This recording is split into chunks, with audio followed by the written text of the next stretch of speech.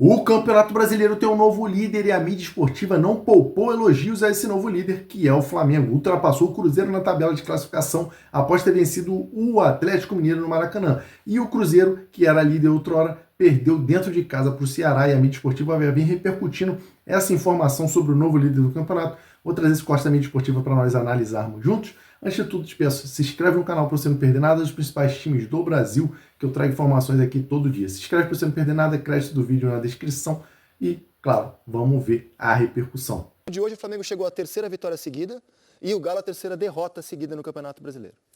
Importante falar sobre o Galo, Rizek, que o Galo não vem jogando mal por conta dessa crise dos salários. Antes da Copa do Mundo, o Galo já estava jogando mal, né? Era um time que tinha resultados importantes, mas atuações bem aquém, né? Eu acho que isso tem sido um problema aí nessa retomada depois do Mundial. E o Flamengo em ascensão, líder do campeonato, com muita variação de bola aérea. A bola parada é muito boa, a bola aérea é muito boa. A gente fala da participação dos zagueiros, mas é porque o Flamengo tem um arsenal de possibilidades na bola parada.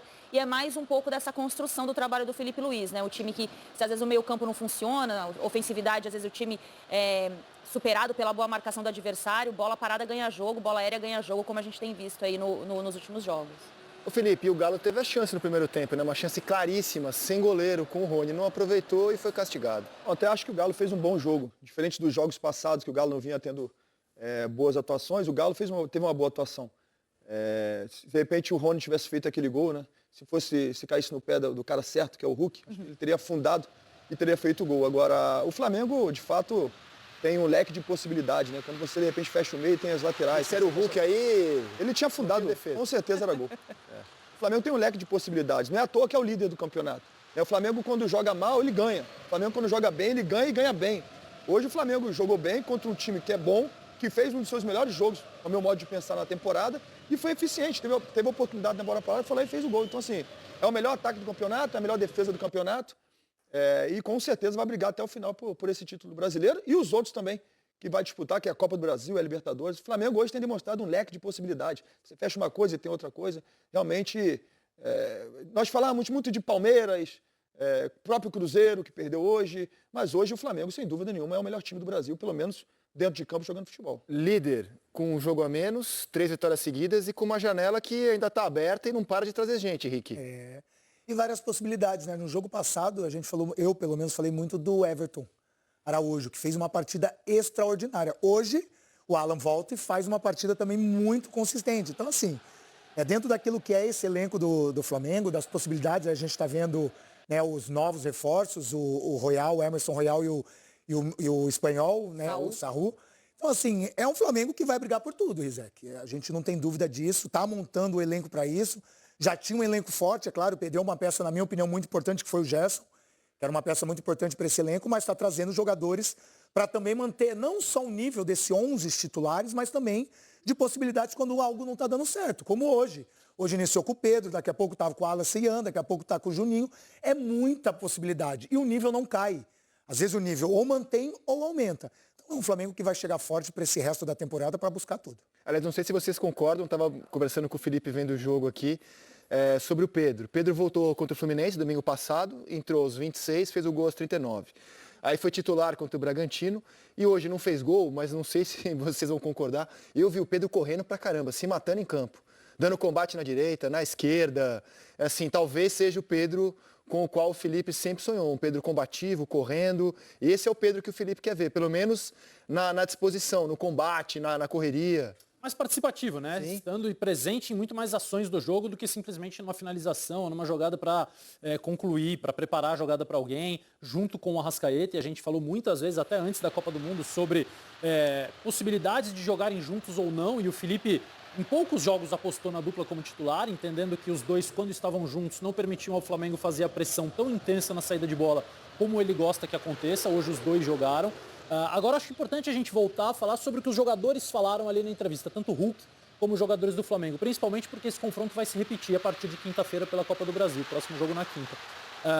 O Cuca de fato mudou muito a estratégia, e acho que ele conseguiu, assim como o Felipe falou, a Ana também, para mim o Atlético fez o melhor jogo pós Copa do Mundo. Com uma estratégia muito diferente e muito específica para esse jogo, mantendo a marcação individual que ele quase sempre faz no Atlético, mas puxando um volante para marcar o Plata, puxando o Saravia, que era o lateral direito, para marcar o Arrascaeta, colocando o Scarpa para jogar de lateral esquerdo, para encaixar no Varela, lateral do Flamengo, fazendo trocas durante o jogo porque os fatos exigiam. O Fausto Vera, que marcava o Plata, tomou cartão, ele colocou o Alan Franco no segundo tempo. E o Atlético, de fato, entendeu bem a proposta, executou bem a proposta, não fez o gol. Por ser um time que ainda está mais fragilizado individual e coletivamente, acabou perdendo o jogo. O Wallace Ian, ele entrou, deu muito mais profundidade, muito mais dinâmica do meio para o ataque do Flamengo. Então, assim... Nunca entra mal, né? Exatamente, ele está sempre muito bem, ele faz jogada, ele parte para cima do adversário. É moleque debochado, você viu que ele estava ali discutindo com o Hulk perguntando um monte de coisa para ele, debochado, coisa de moleque mesmo, que é bom para o clube, para o Flamengo no caso, né? Então, assim, sobretudo, essa substituição fez uma diferença enorme para o Flamengo no jogo de hoje. Eu penso que se não tivesse feito essa substituição, de repente, o Galo conseguiria segurar o empate. É o leque de possibilidade que a gente fala do Flamengo, né? Esse leque entrou muito bem. E vai melhorar, né? Royal chegando, Saúl chegando, Samuel Lino. O Royal chega para ser titular para vocês? O Royal chega para... Por exemplo, o Varela tá jogando bem, certo? Inegavelmente. Dependendo do jogo. O Royal chega para ser titular ou para brigar pela posição, na opinião de vocês? Para brigar pela Também acho. Mas eu acho que vai depender muito do jogo, da característica. São características diferentes, exatamente. O Royal se assemelha mais ao Wesley, ser mais agressivo, e o Varela mais equilibrado. Muito mais forte fisicamente. Absurdo, né, a questão física do Royal. Ele vai bater e voltar assim com muita facilidade.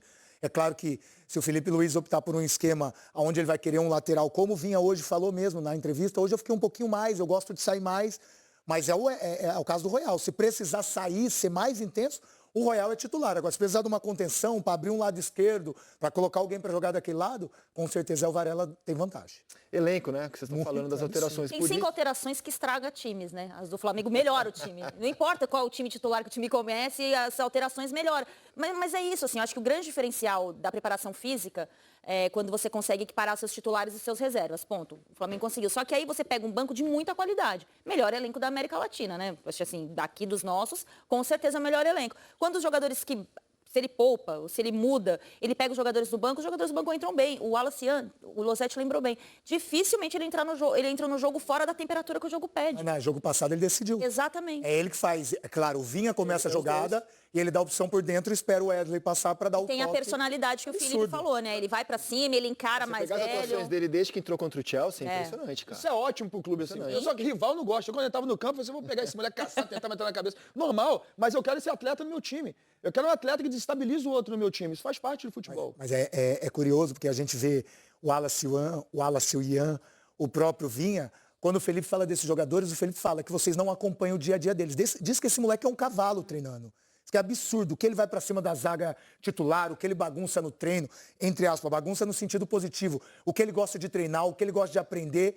É isso, Isaac, não tem como dar errado. Quando você quer viver o futebol e, acima de tudo, você, mesmo tendo uma idade já avançada, você quer aprender a cada dia, porque cada dia você tem algo a aprender. O Vinha foi a mesma coisa. Quando perguntaram pro Felipe na coletiva anterior, no jogo contra o Bragantino, que ele faz a jogada do gol, o que você tem para falar do Vinha? Te surpreende? Ele falou, não. É que vocês não estão no dia a dia acompanhando o que esse cara treina. Ele treina 2, 3, 4 horas, ele não cansa, ele vai, ele volta, ele treina separado, ele faz cruzamento. Não tem como dar errado, é absurdo. Eu tenho propriedade para falar do Vinha, que eu trabalhei com o Vinha no Palmeiras, né? E o Vinha é um cara super profissional, que é aquela gana, aquela raça uruguaia. Realmente é um cara muito fora da curva em termos de profissionalismo. Um cara que busca sempre o melhor. O adjetivo que você usou para o Wallace é para ele também, é um cavalo.